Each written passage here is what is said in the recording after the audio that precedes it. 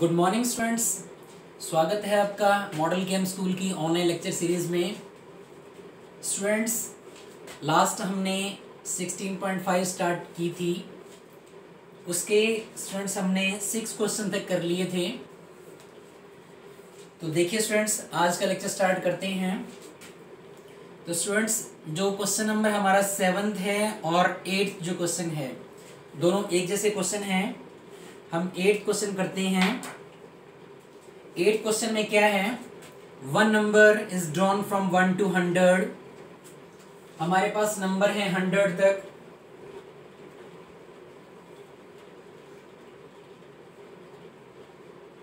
There are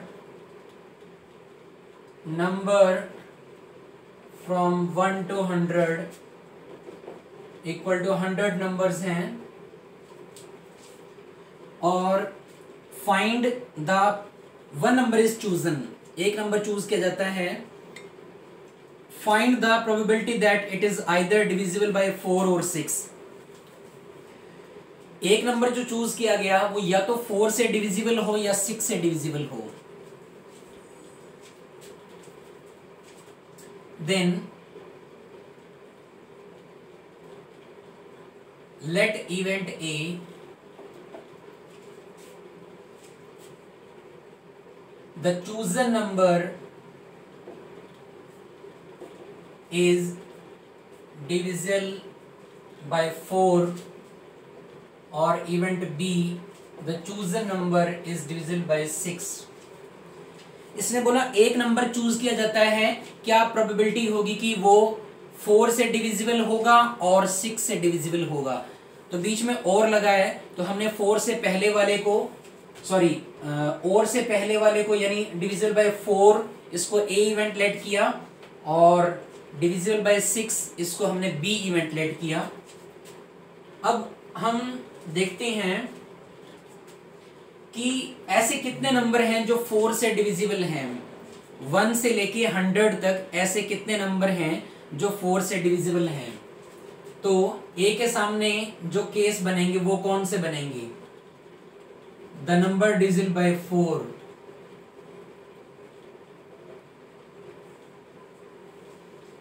पहले ए के case बना ले कितने नंबर बनते हैं।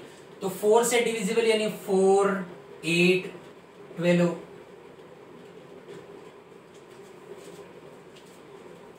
तो ये कितने रहेंगे, 4 1 जा 4, 4 2 जा 8, 4 25 जा। तो यहां से लेके यहां तक कितने नंबर हो गए, 25 नंबर्स हुए हमारे पास। तो संख्या कितनी बनी इनकी, 25 नंबर्स। ऐसे ही बी के जो नंबर है वो डिविजिबल बाय 6 हैं। तो बी के नंबर हम निकाल लें, 6 12 18। तो लास्ट नंबर 100 के नजदीक कौन सा ऐसा होगा जो 6 से डिवाइड होगा, वो 96 होगा। ओके, तो इसका टेबल आप गिन लें, 6 1 जा 6, 6 2 जा 12, और 6 16 जा, यानी 6 की अगर हम 16 से गुना करें तो 96 बनता है।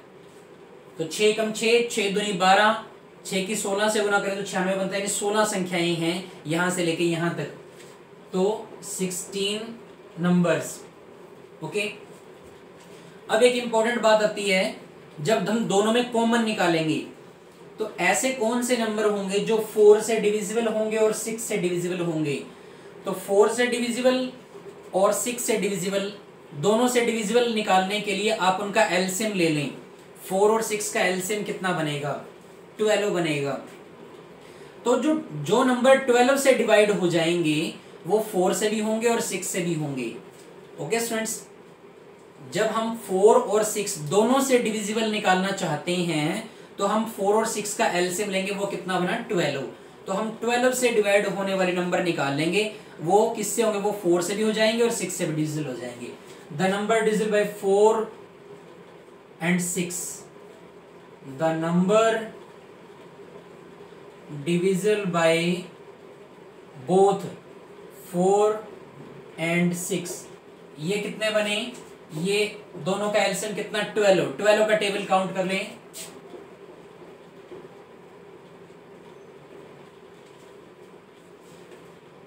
12 एकम 12, 12 दूनी 24, 12 की 8 से गुना करें तो 96 बनता है, यानी 8 संख्याएं हैं। कितने नंबर बने? 8 संख्याएं, 8 नंबर्स। अब आप रिक्वायर्ड प्रोबेबिलिटी लिख लें। रिक्वायर्ड प्रोबेबिलिटी ए और बी, यानी ए यूनियन बी, यानी probability A plus probability B minus probability A intersection B.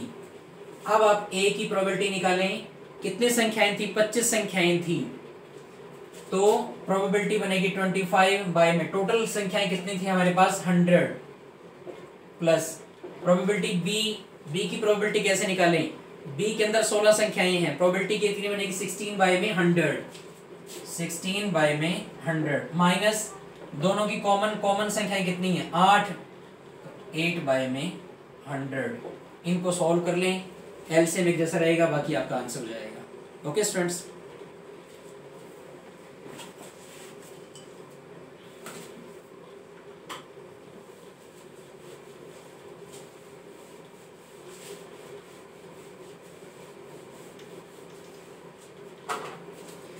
Next देखिए question number 9। A die is thrown twice, एक डाई को 2 बार फेंका जाता है। What is the probability that at least one of the 2 throws comes up with the number 4? एक die को 2 बार toss किया जाता है,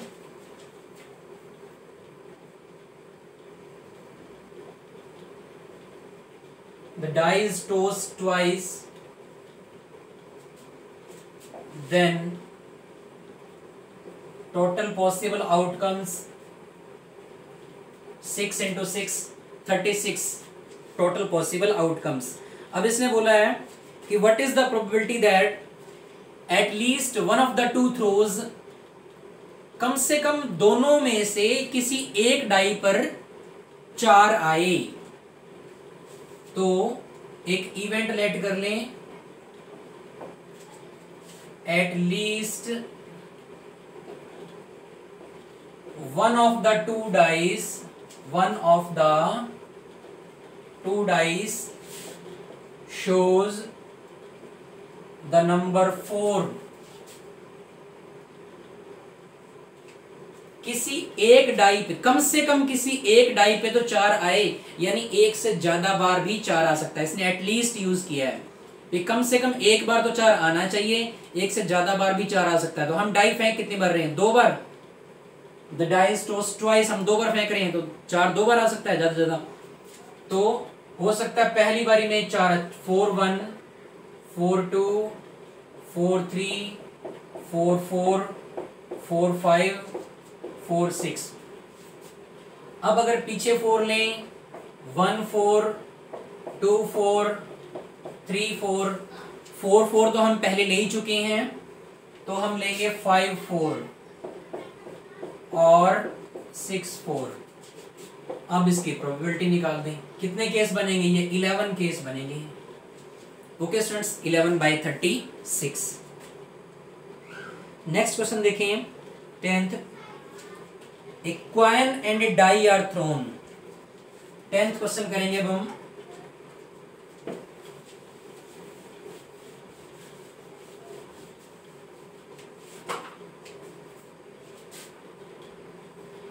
क्या कह रहा है? A coin and a die, a coin and a die is thrown, then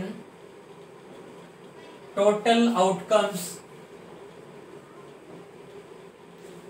बनाए एक कॉइन और एक डाई। कॉइन पे कितने केस होते हैं? 2 केस होते हैं, हेड और टेल। और डाई पे कितने केस होते हैं? 6 केस होते हैं। तो एक बार हेड के साथ 6 तक और एक बार टेल के साथ 6 तक। तो हेड के साथ 1, हेड के साथ 2, 3, 4, 5 और 6, और टेल के साथ भी 1, 2, 3, टेल के साथ 4, टेल के साथ 5 और 6। ये टोटल कितने बने? 12 बने। अब हमें प्रोबेबिलिटी क्या निकालनी है? Find the probability of getting. इसके 2 पार्ट हैं स्टूडेंट्स, और दोनों पार्ट बिल्कुल एक जैसे हैं। कोई एक पार्ट मैं करवा देता हूं। जैसे हम फर्स्ट पार्ट कर लेते हैं, ए हेड और एन इवन नंबर, प्रोबेबिलिटी क्या निकालनी है, ए हेड और एन इवन नंबर, ये हमें प्रोबेबिलिटी निकालनी है, रिक्वायर्ड प्रोबेबिलिटी। क्या प्रोबेबिलिटी निकालनी है कि एक हेड आना चाहिए और एन इवन नंबर। तो बीच में और लगाया तो और से पहले वाले को अलग इवेंट लेट कर लें और के बाद वाले को अलग event. Let event A head comes up, a head comes, और event B an even number comes up.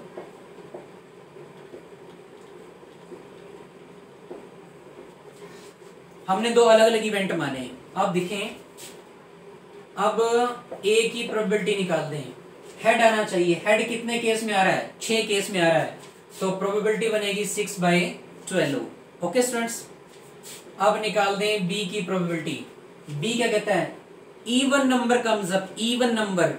तो इवन नंबर देखें, हेड के साथ 2 है, यहां इवन है, 1 केस, ये हेड 4 वाला 2 केस, ये 3 केस, नीचे 4 केस, ये 5 केस और ये 6 केस।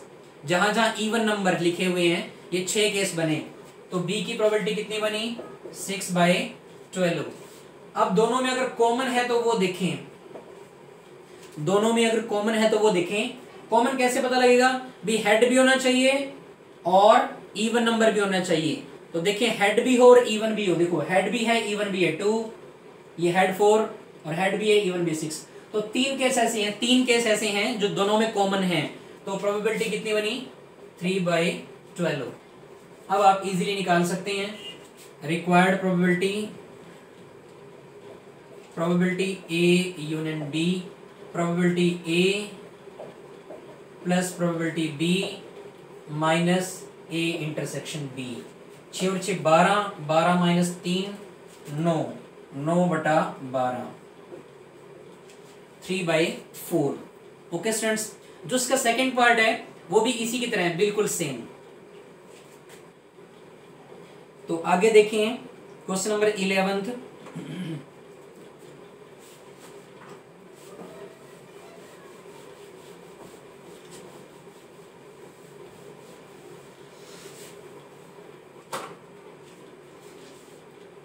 क्वेश्चन नंबर 11 क्या है, अच्छा क्वेश्चन है ये, इंपॉर्टेंट क्वेश्चन है।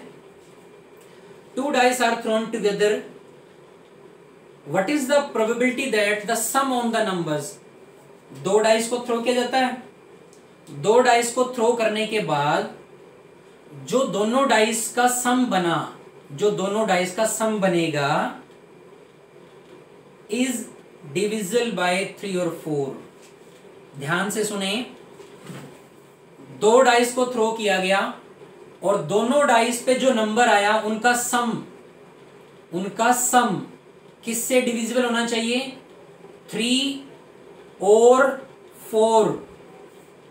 तो देखते हैं, ये हम क्वेश्चन कर रहे हैं 11th।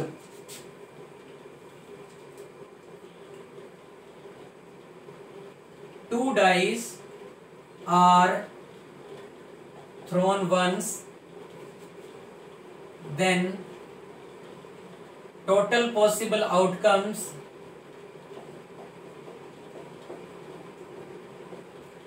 कितने बनेंगे, 36 बनेंगे।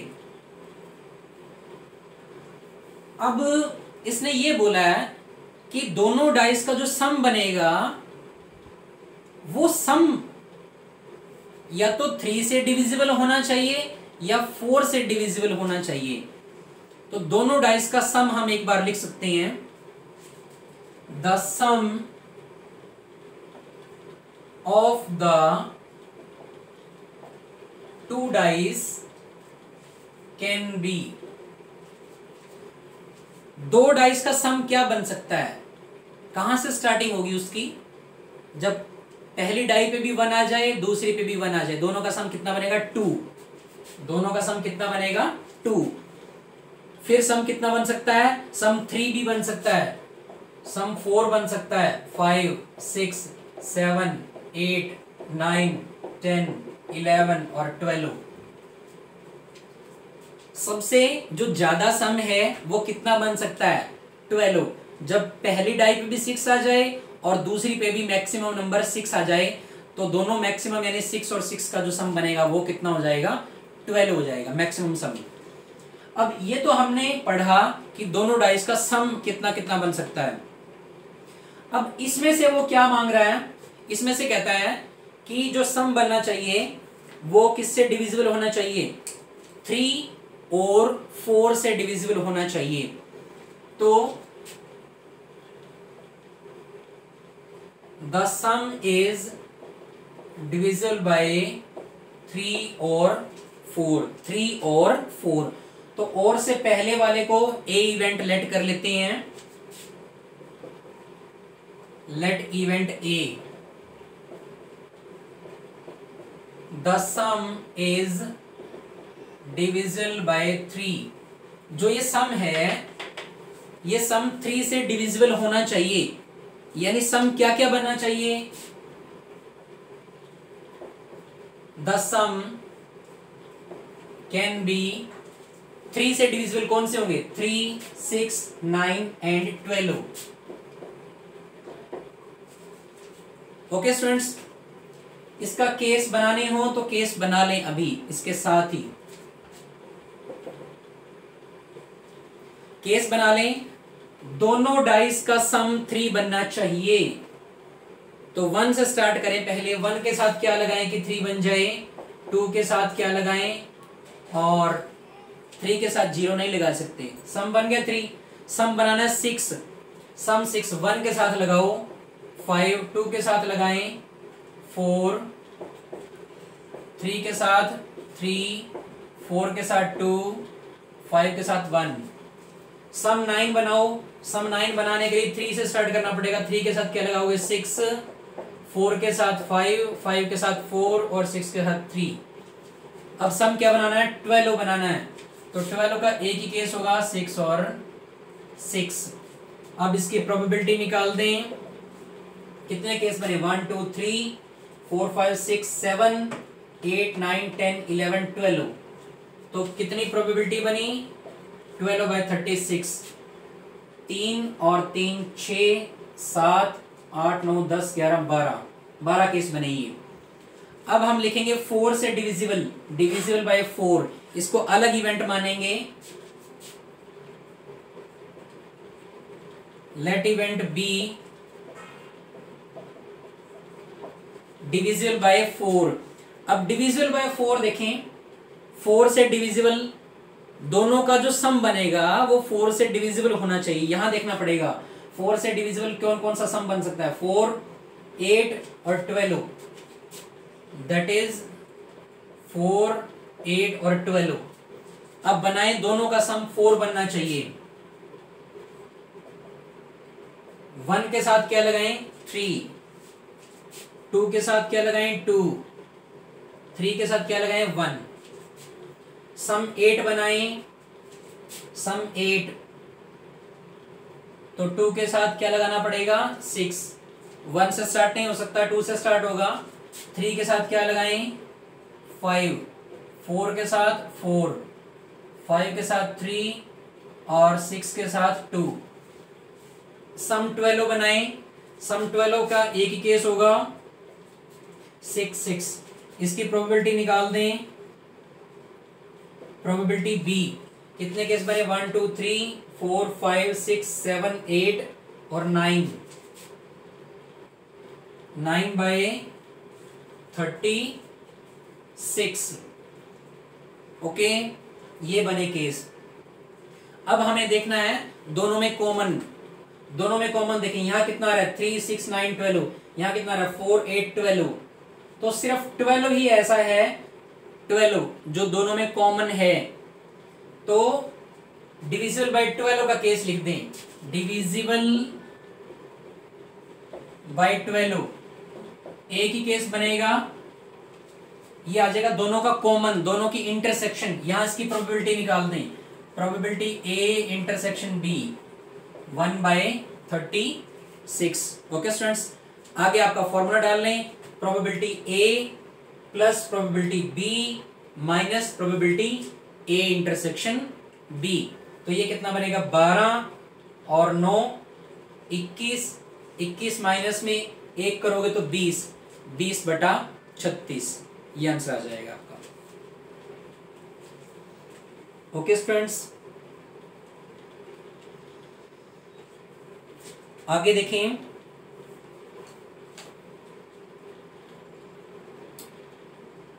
Question number 12, 2 dice are thrown, find the probability that neither a doublet nor a total of 10 will appear। ये क्वेश्चन हम कर चुके हैं पहले, इसकी मैं सेंस आपको बता देता हूं।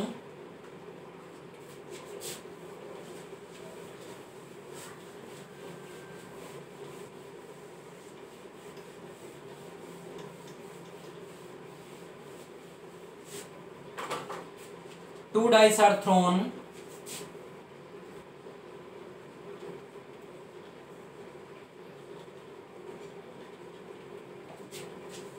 टोटल आप लिख सकते हैं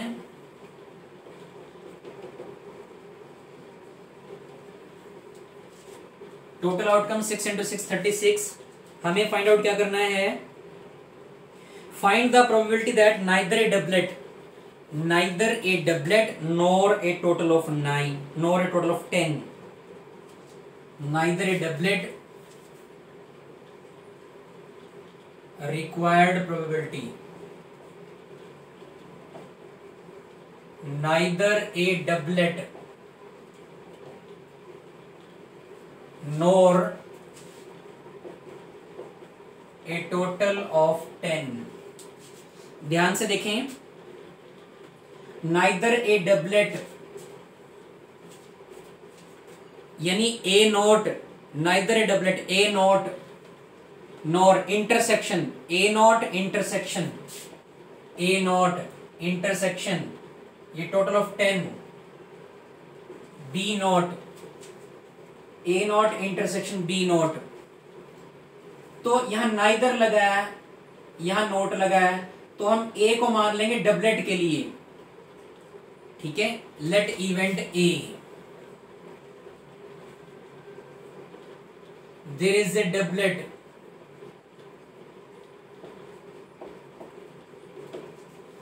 देयर इज ए डबलेट। तो ए नोट का क्या मतलब हो जाएगा, डबलेट नहीं आना चाहिए। हमने ए को क्या मान लिया, देयर इज ए डबलेट आना चाहिए।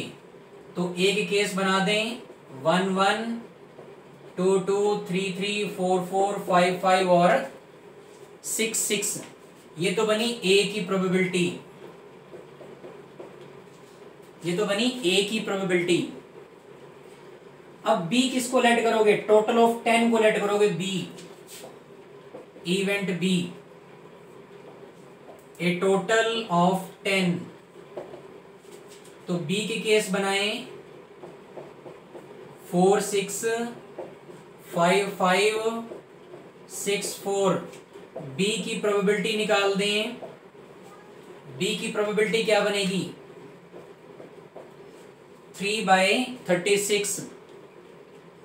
अब दोनों की कॉमन प्रोबेबिलिटी, कॉमन कैसे देखेंगे, यहां से देखें ध्यान से। ये डबलेट मांग रहा है, डबलेट सेम नंबर आना चाहिए, और ये क्या मांग रहा है 10। दोनों का सम 10 भी बनना चाहिए और डबलेट भी आना चाहिए। अब इसी में देख लो, ये तो केस ज्यादा है, यहां देख लो एक 5 5 नंबर ऐसा है जो डबलेट भी है, जो डबलेट भी है और सम उनका 10 भी है। तो एक केस बना कॉमन, तो 1/36।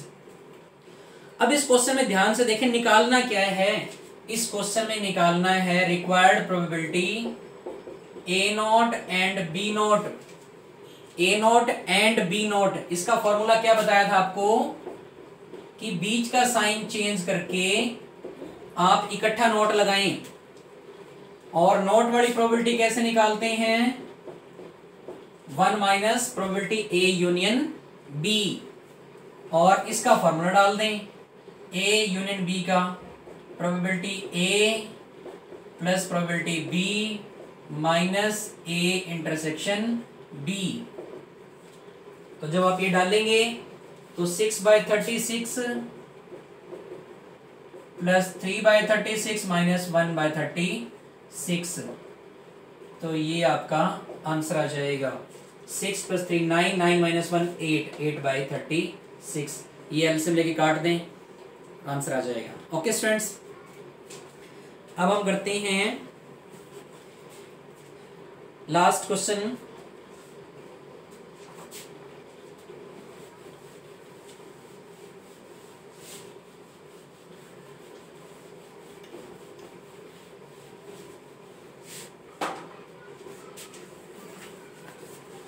Question number 13।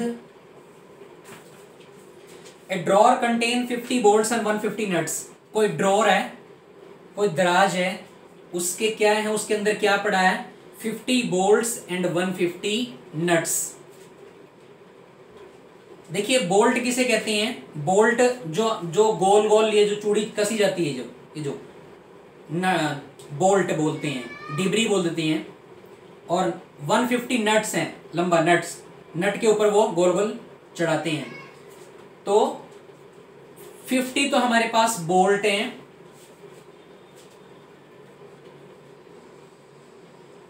The drawer contain 50 bolts and 150 nuts।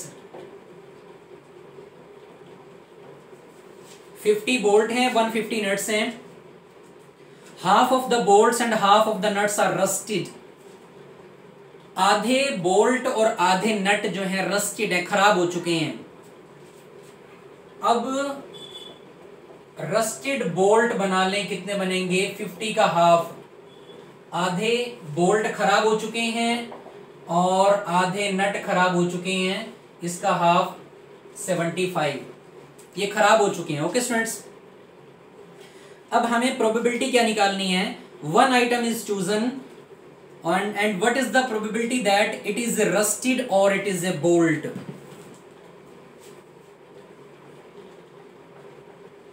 It is a rusted और इट इज ए बोल्ट। ये क्वेश्चन हमें करना है, ये प्रोबेबिलिटी हमें निकालनी है। इट इज ए रस्टेड और इट इज ए बोल्ट। तो और से पहले वाले को आप ए इवेंट लेट कर लें और के बाद वाले को आप अलग इवेंट यानी बी इवेंट लेट कर लें। ओके स्टूडेंट्स, तो रस्टेड के लिए हम ए इवेंट लेट करते हैं। Let event A, the drawn item is rusted.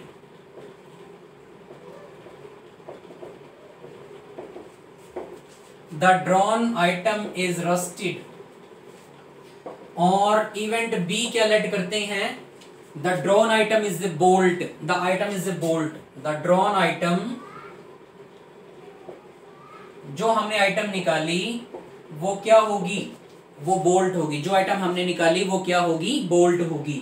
Okay, तो अब इसकी प्रोबेबिलिटी निकालें ए की। The drawn item is rusted. Rusted होनी चाहिए, जो आइटम आपने निकाली वो रस्टेड होनी चाहिए। इसने ये नहीं कहा कि रस्टेड बोल्ट या रस्टेड नट, इसने तो ये बोला है कि जो आइटम आपने निकाली वो रस्टेड होनी चाहिए। आप टोटल रस्टेड आइटम देखें कितनी है। रस्टेड बोल्ट ये तो पड़े हैं 25 और ये भी रस्टेड हैं, ये 75 हैं। 25 और 75 100, यानी 100 आइटम ऐसी हैं टोटल जो रस्टेड हैं। तो प्रोबेबिलिटी कितनी बनेगी, 100 बाय टोटल कितने आइटम है, देयर आर टोटल 200 आइटम्स, तो टोटल 200। ये तो बनी ए की प्रोबेबिलिटी। ओके स्टूडेंट्स, उसने बोला है आइटम इज रस्टेड, तो रस्टेड देख लें टोटल रस्टेड कितना है। यहां रस्टेड बोल्ट कितने हैं, 25 हैं। रस्टेड नट कितने हैं, 75 हैं। तो हमें टोटल देखना पड़ेगा, टोटल रस्टेड आइटम सारी रस्टेड कितनी है, 100 है। तो प्रोबेबिलिटी बनी 100 बाय 200।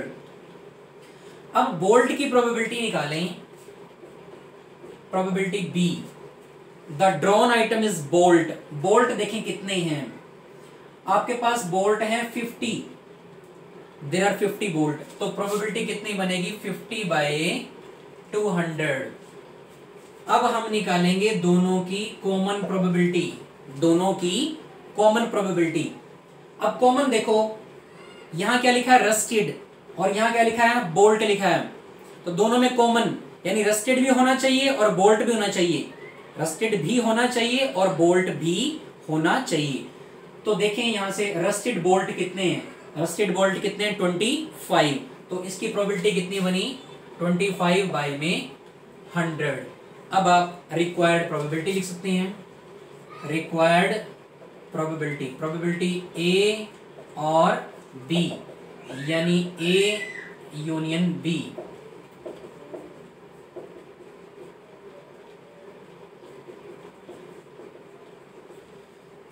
ओके स्टूडेंट्स, ये सारे आंसर्स आपके सामने पड़े हैं, यहां पुट करके और इसका वैल्यूज निकल जाएगी। ओके स्टूडेंट्स, तो डियर स्टूडेंट्स यहां अपनी एक्सरसाइज खत्म होती है।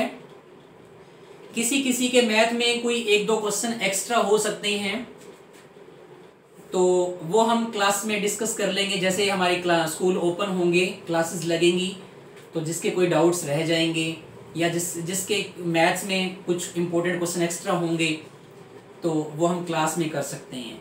ओके स्टूडेंट्स, काम कंप्लीट कर लें। Have a nice day.